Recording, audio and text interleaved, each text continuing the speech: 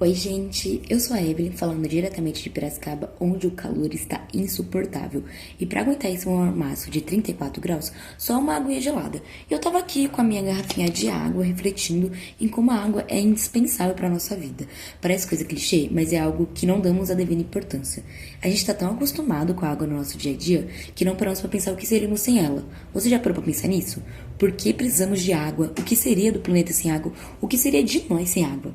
Todas as questões a gente vai debater daqui a pouquinho, após a vinheta.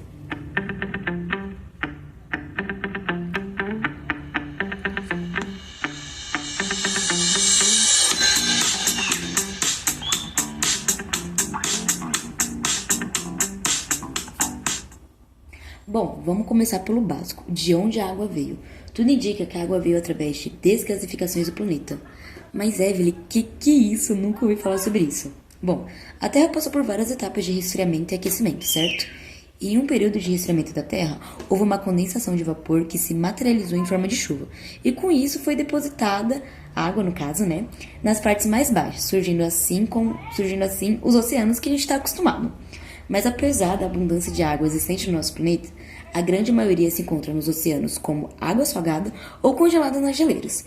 E o ciclo de água que tanto ouvimos falar é nada mais, nada menos que o principal condutor de água, energia, carbono e nitrogênio entre diferentes partes do globo terrestre. Agora, vamos voltar para aquelas perguntinhas do início de por que a água é importante? Todos nós sabemos que a água é um dos principais elementos que participam da fotossíntese, e só por isso a gente já vê uma grande importância nela. Mas vocês sabiam que existe um processo chamado intemperismo de minerais e que a água é um dos principais elementos desse processo? Não, então vamos lá que a gente vai conversar sobre intemperismo. O intemperismo mineral é um processo natural onde as rochas são gradualmente desintegradas e decompostas em partículas menores. E a água faz parte desse processo junto com o oxigênio. Mas o que a água faz? Vamos lá? Ela facilita as reações químicas que ocorrem durante o intemperismo. Uma das reações químicas é a hidrólise, onde as moléculas de água quebram os minerais em compostos mais simples. Outro ponto importantíssimo é o transporte de substâncias.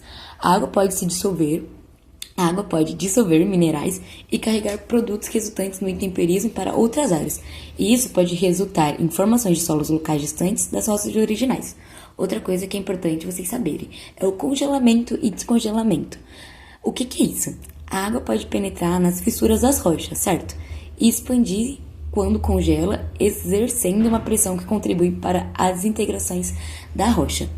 Agora que a gente já sabe o que é intemperismo, o que isso é importante para os seres humanos? Várias coisas.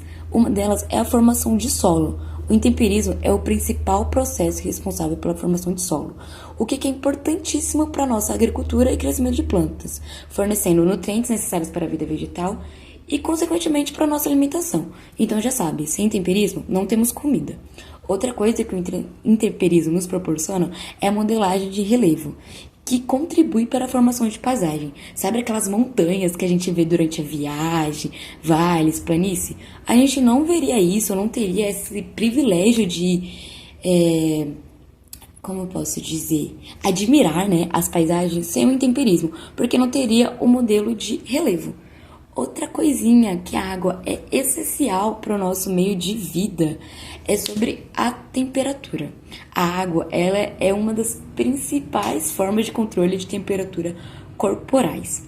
Sabe quando a gente vai para um jogo de futebol e tá muito calor e a gente começa a suar?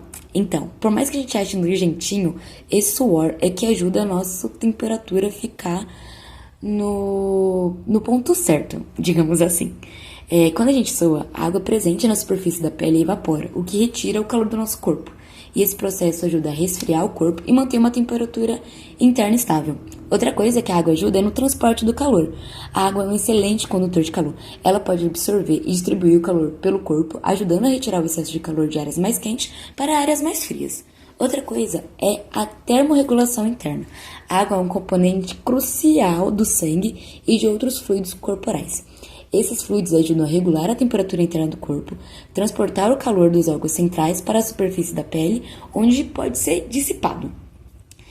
Outra coisa é o nosso resfriamento interno, através da digestão de água. Por isso é muito importante a nossa ingestão, né, de água em tempos menores. Não tempos menores, mas de pouco em pouco, sabe? Sabe aquele aplicativozinho de baixar pra ficar lembrando a água que você ignora? Então, é importante você começar a olhar o alarme pra beber água, porque é isso que tá fazendo a nossa temperatura estar em...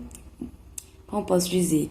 A nossa temperatura interna está em grau ideal.